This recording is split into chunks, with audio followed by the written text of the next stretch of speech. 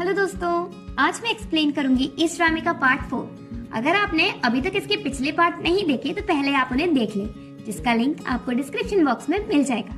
तो चलिए video start करते हैं। लीना का सच जानने के लिए प्रेसिडेंट वेई लीना से कहते हैं कि वो उससे शादी करने के लिए तैयार हैं। लीना बहुत एक्साइटेड हो जाती है और इस बात को जाकर ग्रैंडफादर को बताती है। वो कहते हैं वेई ने हमेशा तुमसे शादी करने के लिए मना किया है, फिर अचानक से तैयार कैसे हो गया? मुझे तो कुछ गड़बड़ लग रही है। ग्रैंडफादर उसे समझाते हैं पर वो नहीं समझती। नेक्स्ट सीन में हम देखते हैं लीना प्रेसिडेंट वेई के साथ वेडिंग ड्रेस खरीदने जाती है, पर प्रेसिडेंट वेई उसे बिल्कुल भी भाव नहीं देते। इस पर लीना पूछती है, क्या तुम मुझसे सीरियसली शादी करना चाहते हो ना? प्रेसिडेंट वेई कहते हैं, मैं तुमसे सीरियसली शादी करना चाहता हूँ या नहीं ये मैटर नहीं करता, बल्कि मैटर ये करता है कि तुम मिसेस वेई बनने वाली हो। तभी वहाँ लियान आता है और वो प्रेसिडेंट वेई से पूछता है, क्या तुम लीना से शादी कर रहे हो? लीना बताती है, हाँ। लियान कहता है, तुम तो कहते हो कि तुम नानशेंग को लाइक करते हो, फिर तुम उसे धोखा क्यों दे रहे हो? वैसे तुम्हें जो करना है करो, अब से नानशेंग और उसके सन का ध्यान मैं रखूंगा। देन लियान जाकर नानशेंग को प्रेसिडेंट वेई और लीना की शादी के बारे में बताता है। नानशेंग लियान की बात पर विश्वास नहीं करती। वो कहती है, प्रेसिडेंट वेई ऐसे इंसान नहीं है, मैं खुद ही जाकर उनसे इस बारे में बात करूंगी। अगले दिन नानशेंग प्रेसिडेंट वेई से मिलती है और लीना के साथ शादी वाली बात को पूछती है। वो कहते हैं, हाँ मैं लीना से शादी कर रहा हूँ। नानशेंग पूछती है, तुम मुझे धोखा क्यों दे रहे हो? तभी उनके बीच लीना आ जाती है और प्रेसिडेंट वेई से कहती है, हमें अभी वेडिंग के लिए वेन्यू डिसाइड करना है, और वो प्रेसिडेंट को अपने साथ ले जाती है। नानशेंग अभी भी हार नहीं मानती और अगले दिन वो प्रेसिडेंट वेई से कंपनी में जाकर मिलती है, पर वो उसे इग्नोर करते हैं। नानशेंग पूछते हैं, तुम अचानक से लीना से शादी क्यों कर रहे हो?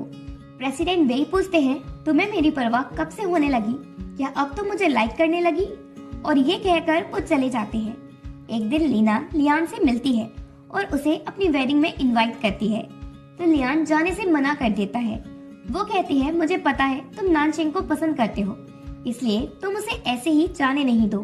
लियान कहता है, मैं नानशेंग के साथ हूँ, तुम्हें उसकी चिंता करने की जरूरत नहीं है, और ये कहकर वो जाने लगता है।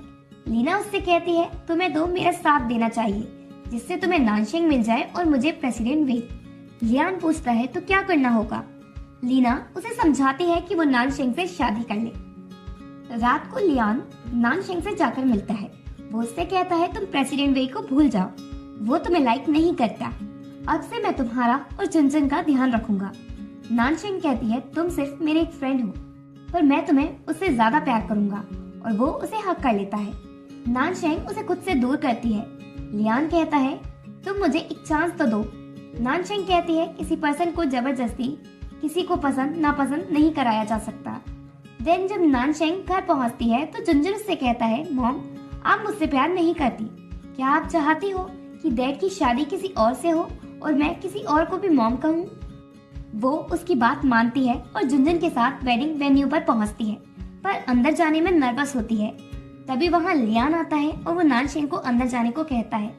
अंदर प्रेसिडेंट वेई लीना को रिंग पहनाने ही वाले होते हैं, तभी नानशेंग आकर उन्हें रोकती है। लीना सिक्योरिटी गार्ड्स को बुलाती है उन्हें बाहर निकालने।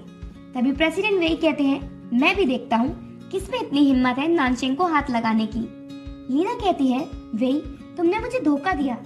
इन सभी गेस्ट के सामने प्रेसिडेंट वेई कहते हैं, मैं आपको रियल मिस मू से मिलाना चाहता हूँ, जो मेरी फियांसे है, और वो सभी को नानशेंग से मिलाता है और बताते हैं, मैंने चुपके से लीना का टेस्ट कराया, जिससे ये कंफर्म हो गया कि लीना रियल मिस मू नहीं है, रियल मिस मू नानशेंग है, क्योंकि बचपन में लीना ने नानशेंग से उसकी मॉम का दिया हुआ लॉकेट छुड़ाया और सबसे झूठ बोला।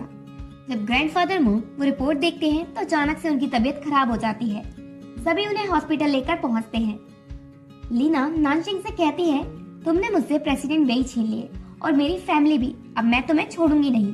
और इतना कहते ही वो नानशेंग को धक्का देती है, जिससे उसके सर में चोट लग जाती है। जब उसे होश आता है तो प्रेसिडेंट वेई उसके पास होते हैं। इस एक्सीडेंट के बाद दोनों एक हो जाते हैं। प्रेसिडेंट वेई नानशेंग की वर्क में हेल्प करने लगते हैं और सारा टाइम उसके साथ स्पेंड करते हैं। झुनझुन चौंगहान से कहता है, डेट सारा टाइम मॉम के साथ रहते हैं, वो अब छोटे बच्चे थोड़ी ना है। प्रेसिडेंट वेई नानशेंग से कहते हैं, मैंने सुना है तुम्हारे डायरेक्टर ने तुम्हें एक्ट्रेस से चेंज कर दिया है, मेल लीड को रिप्लेस क्यों नहीं किया। जिनजिन आकर उनसे साथ में अम्यूजमेंट पार्क जाने को कहता है। वो सभी साथ में पार्क जाते हैं और एंजॉय करते हैं।